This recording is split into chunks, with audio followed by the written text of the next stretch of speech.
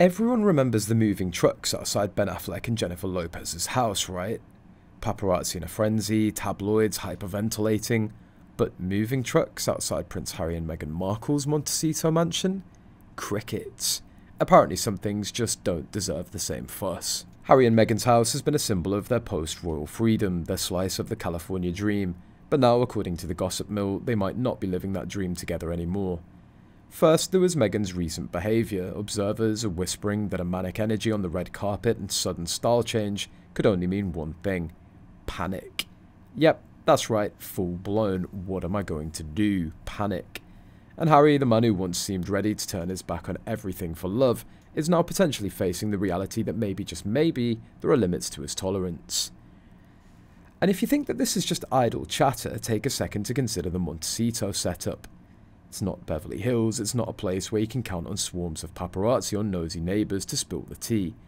It's a tranquil little town with private estates and gated properties, ideal for those who prefer their secrets to stay under wraps.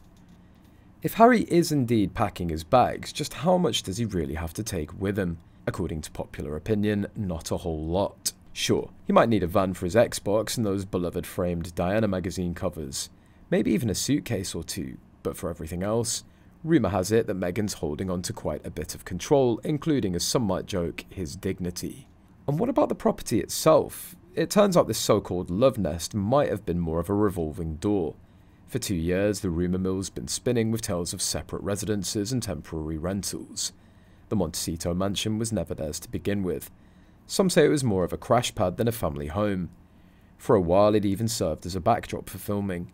So if these moving trucks are really there to haul away all of Meghan's wigs, bronzer and questionable bling, maybe it's because she's got a new place on the horizon. And here's another juicy tidbit. Some insiders suspect that Harry and Meghan are broke. Imagine paying a fortune for a mansion only to realise that you can't afford to keep it up. Mortgages, maintenance, endless bills. Maybe they thought the Sussex brand was strong enough to sell that white elephant for a mint.